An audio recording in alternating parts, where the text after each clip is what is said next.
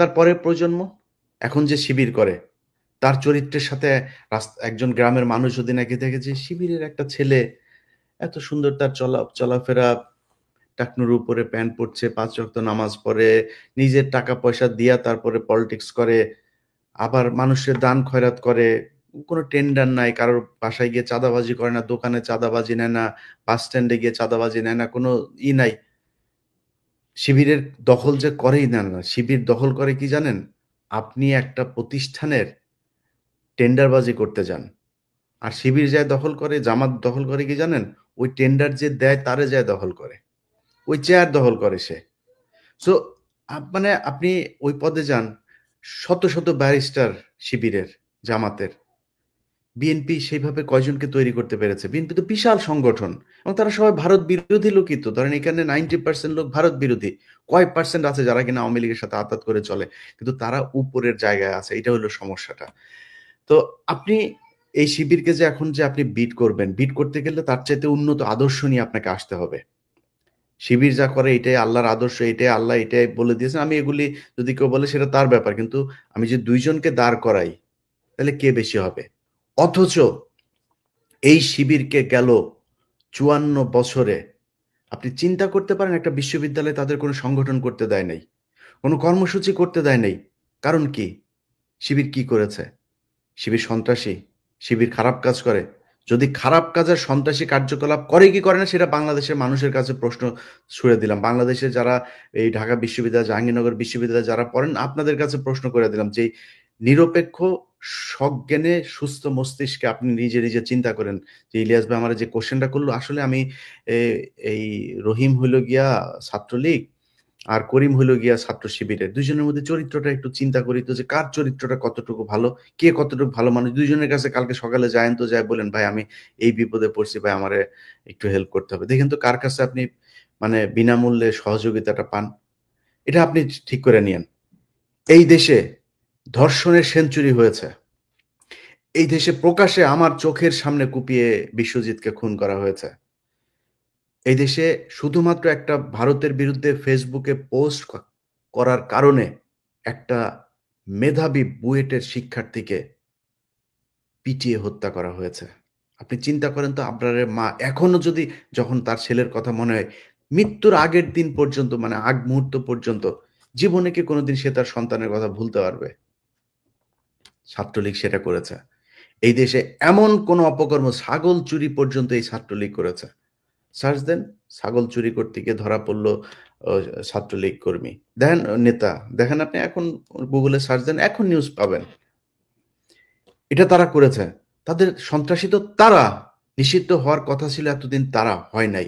নতুন একটা বাংলাদেশ এটা, যেখানে শিবির তার যে কর্মসূচি সেটা করার সুযোগ পেয়েছে। শিবির ভোট চাইতে পারে। শিবির এখন, আমি জানি না, আমি তো মানে ভবিষ্যৎ লিখতে পারি না, আমি জানি না যে শিবির কালকে পাশ করবে নাকি আবিদ পাশ করবে, আমি জানি না। যাদেরকে আপনারা যাকে ভোট দেবেন সে পাশ করবে। কিন্তু যদি নাকি এই গেল এত বছরের যেই দায়, এই যে শিবিরকে যেভাবে চেপে রাখা হয়েছে, যেভাবে মিথ্যা অভিযোগ তুলে তারপরে তাদের উপরে যে দমন পীড়ন নির্যাতন করা হয়েছে, আপনি গেল এই ৫ বছর যদি নাকি হিসাব করেন, ১৪ সালে নির্বাচনের পর থেকে আপনি হিসাব করেন, শিবির করা মানে এটার কোনো বিচার নাই ভাই। একটা নারীকে আপনি রোজা ভাঙিয়ে তারপরে ধর্ষণ করেছেন, তার অপরাধ তার স্বামী শিবির করত। এটাই তো বাংলাদেশ। এই দায় মোচনের সময় এসেছে। সো আমি মনে করি সেই দায় মোচনের সুযোগ হিসাবে সাদিককে ঢাকা বিশ্ববিদ্যালয়ের ছাত্র দলকেও তারে ভোট দেওয়া উচিত। এই দায় মোচন করতে হবে। যদি সাদিক পাশ না করে, মনে করেন পাশ না করলো না, ছাত্র শিবিরকে এইটুক সন্তুষ্ট হইতে হবে যে ছাত্রলীগ আর আওয়ামী লীগ যেভাবে আপনাদেরকে ক্যাম্পাসে ঢুকতে দেয় নাই, নিষিদ্ধ করে রেখেছিল, ছাত্রদল অন্তত সেই সুযোগটা আপনাদেরকে দিয়েছে। অতএব এইটুক বাস্তবতা মেনে নেন, মেনে নিয়ে ধৈর্য ধরে আপনাদের দুই দলের ভেতরে যখন কিনা এই কম্পিটিশন চলবে, তখন আপনাদের এই দলে কিছু ওই দলে কিছু ভাগ করে করে এই ছাত্রলীগ এগুলো ঢুকবে। ঢুকার পরে দেখবেন আপনারা একটা কর্মসূচি দেবেন, সেই কর্মসূচিতে ও তো ছাত্রলীগ করে, ওর মাথায় আছে ওই পারে হইলো ও এখন ছাত্র দলের পক্ষে আছে, ওই পারে আছে হইলো ছাত্র শিবির। ওরে তো ছাত্র শিবির পাইলে ওরে পিটাইতে হবে, বেদম পেটে মেরে ফেলতে হবে, কোপাইতে হবে। ও কোপাবে। দোষ যাবে হচ্ছে ছাত্র দলের উপর। ছাত্র শিবির তখন সেটার প্রতিশোধ নিবে। ছাত্রদল আমাদেরকে, ছাত্র শিবির প্রতিশোধ নেবে। ছাত্রদল আরেকজনকে মারার জন্য ঘুরবে, চেষ্টা করবে, হয়তো সফল হবে। এইভাবে চলবে। একটার পর একটা ঘটনা ঘটতে, ঘটতে, ঘটতে চরম মুহূর্ত যাবে। তখনই আপনাদের ২ দলের ভেতরে এই ভাঙন তৈরির ফাঁকে আওয়ামী লীগ আবার ঢুকবে। সো সেই সুযোগ আসলে আ করা যাবে না, হইতে দেওয়া যাবে না। আপনাদের সবার কাছে অনুরোধ থাকবে কালকে যেই নির্বাচন হবে সেই নির্বাচনে গত কয়েকদিন ধরে সেনাবাহিনী তাদের গোয়েন্দা সংস্থা দিয়ে এই যে আজকে আপনি নিউজে দেখেছেন যে ওই লাশ পোড়ালো। লাশ পোড়ালো আসলে বাংলাদেশের কোনো মানে সলিড ইসলাম যারা পালন করে, কোনো মানে বিকৃত রুচির মুসলমান ছাড়া কেউ কোনোদিন আরেকজনের কবর থেকে যায় লাশ তুলে না তারপরে পোড়াবে না। এটা তো হচ্ছে তো, তাই না? তো আমি আপনাদেরকে যেটা বলবো যে এটা যারা করেছে সেখানে গোয়েন্দা সংস্থার ছিল। গোয়েন্দা সংস্থার সেখানে আপনার কি বলে যে মানে তাদের পরিকল্পনাতে এই ঘটনাগুলো ঘটেছে। তো এই ঘটনাগুলোর মধ্যে আপনি আজকে ছাত্রলীগের ২ জনকে দেখেছেন। এরকম এই কয়দিন ধরে যত ধরনের কাজ করা হচ্ছে, ততদিন ধরে এই এই যতগুলো ঘটনা ঘটেছে এখানে ডিজিএফআই এগুলোর সাথে জড়িত এবং দেশকে বিশৃঙ্খলা এবং একটা একটা একটা উচ্ছৃঙ্খল পরিস্থিতির দিকে ঠেলে দেওয়ার জন্য যা প্রয়োজন ডিজিএফআই তার সবকিছু চালিয়ে যাচ্ছে এবং এটার মূল হোতা হচ্ছে এই আওয়ামী ওয়াকার। সো তাদের ব্যাপারেই থাকতে হবে। যথার্থ যথাসংখ্যক পুলিশ মোতায়েন করা হয়েছে। সো এখানে আর্মির গোয়েন্দা সংস্থার এগুলোর ব্যাপারে পুলিশকে বলবো তৎপর থাকার জন্য। আর পুলিশেরও কারা কোনো ধরনের অপকর্মের সাথে জড়িত কিনা সেটাও পুলিশের পাশের ভাইকে নজর রাখতে হবে। এখনো কিন্তু অসংখ্য আওয়ামী পুলিশ এখনো আছে। খোদা বক্স আর হচ্ছে আইজিপি ২ জনে মিলে এখন পর্যন্ত পুলিশের সেই রিফর্ম করতে পারে নাই, সেই পরিমাণে সংখ্যক যারা এতদিন চাকরি পায়নি তাদেরকে তারা চাইলে পুলিশে ঢুকাইতে পারতো, ঢুকায় নাই। এখনো অনেক পুলিশ আছে তারা এই স্বৈরাচারের দোসর, স্বৈরাচারের হয়ে কাজ করেছে তারা আছে। যাই হোক তাদের ব্যাপারে রেখেন, আপনাদের খেয়াল রেখেন। সুন্দর একটা নির্বাচন যেন হয়। যেই নির্বাচিত হোক তার প্রতি শুভকামনা থাকলো। আবারও বলছি সাদিক এবং আবিদ ২ জনের প্রতি শুভকামনা থাকলো। কারোর প্রতি কোনো ক্ষোভ নাই। আল্লাহর ওয়াস্তে বিএনপিকে বলবো, বিএনপির হাইকমান্ড আ সর্বোচ্চ হাইকমান্ডও বলেছেন যে আপনাদের মিটিং গুলোতেও বলা হয় যে ইলিয়াসদের আ ইলিয়াসের সমালোচনা সহ্য করতে হবে। আপনাদের সর্বোচ্চ ব্যক্তিও কিন্তু আপনাদেরকে এগুলো বলেছে। সো আপনাদের সেই মিটিং এর যারা ছিলেন তাদের মুখ থেকে শোনা কথা আপনারা আমার চেয়ে ভালো জানেন। সো আমরা ভাই যে সমালোচনা করি আমরা বিরানী আলমদের মতো বিতৃষ্ণা, বিরোধ, বিভক্তি তৈরি করার জন্য বলি না। আমরা যেটা বলি সেটা আপনাদের ভালোর জন্য বলি। আপনি যদি মনে করেন আজকে শিবিরের বিরুদ্ধে এই ৭১-৭১ দিয়া আপনি জিতে যাইতে পারবেন, তাইলে ভাই আওয়ামী লীগটা এই দেশ থেকে যাইতে হইতো না।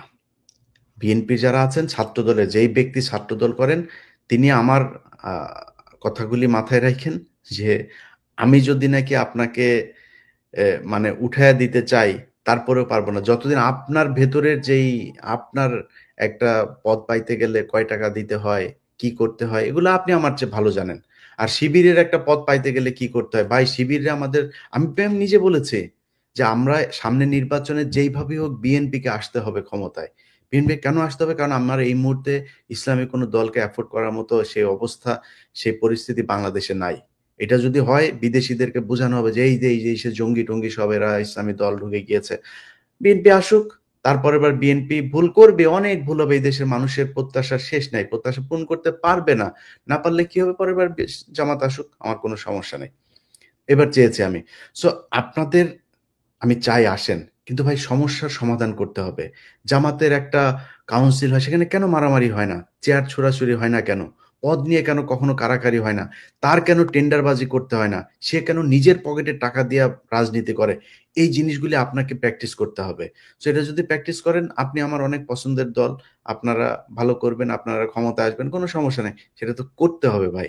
আপনার যদি এখন এই পদ পাইতে গেলে যদি নাকি রাকিব সাহেবকে পয়সা দিয়া, রাকিব সাহেবকে নাড়ি দিয়া খুশি করে তারপরে পদ পাইতে হয়, তো সমস্যা। এইভাবে তো আপনি একটা দলকে ভালো জিনিস পাবেন না তো। তখন আপনি যখন টাকা দিয়ে তার কাছ থেকে পদ নিবেন, আপনি তো টাকা কামাবেন, টাকা পাবেন কোথায়? চাঁদাবাজি করবেন, টেম্পো স্ট্যান্ডে, বাস স্ট্যান্ডে যা, যা বলা হয় আপনাদের বিরুদ্ধে, এগুলো তো হচ্ছে। আমরা স্বীকার করি আর না করি, আমরা বলি আর না বলি, এগুলি হচ্ছে, মানুষ দেখছে। আপনার একটা জেলার মধ্যে ৩ টা ৪ টা মানে পক্ষ। কোন না কোন পক্ষ করছে চাঁদাবাজি, বিএনপির নামেই করছে। তারেক রহমানের কাছে খবর যাওয়ার সাথে, সাথে সে করছে। আপনি দেখেন চাঁদপুরের ঘটনা ঘটলো। আমার বাংলা এডিশনের ক্যামেরা নিয়ে গেল। তারপরে সেটা নিয়ে মানিক ভাই, চাঁদপুরের জেলা সভাপতি, সে আমারে বলল যে, "ভাই আমরা এখনই ব্যবস্থা নিচ্ছি এই সেই।" কোন ব্যবস্থা নেয় নাই। কোন ব্যবস্থা নেই। মামলা হয়েছে। ওসিরে দিয়ে, যে ওসির বিরুদ্ধে অভিযোগ, সে ওসিরে দিয়ে আসামি ধরানো যাবে। একজনও ধরে নাই। চাঁদপুরের এসপি সাহেব বললেন, "ভাই আমরা অভিযান চালাচ্ছি। It's been 7 days." হয় নাই, কিছুই হয় নাই। তো এগুলি শয়তানি। এখন কইরা শুধুমাত্র আপনার বরখাস্ত-টরখাস্ত, লন্ডনে খবর যাচ্ছে, গেলেই তিনি বরখাস্ত কইরা দিচ্ছেন। বরখাস্ত কইরা হচ্ছে না তো, কাজ হচ্ছে না। কারণ আপনাদের সংখ্যাটা এত বেশি।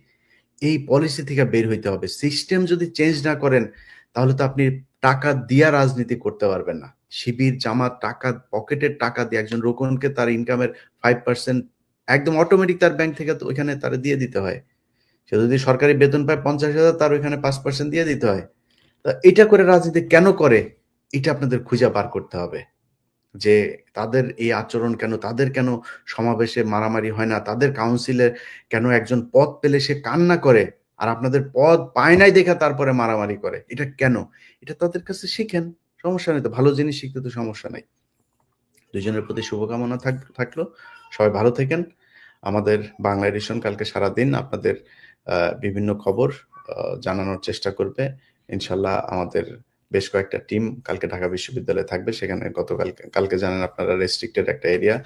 সবাই সবার জন্য সেখানে প্রবেশ উন্মুক্ত না। তো বাংলা এডিশন সেখানে থাকবে বিভিন্ন গণমাধ্যমের মতো। আমরা সবশেষ যে তথ্য, সেগুলো আপনাদেরকে জানানোর চেষ্টা করব। ইনশাআল্লাহ সকাল ৮ টায় আমরা বাংলা এডিশন থেকে ১ম লাইভ সম্প্রচার করব বলে আশা করছি। সবাই সাথে থাকবেন বাংলা এডিশনের। আসসালামু আলাইকুম।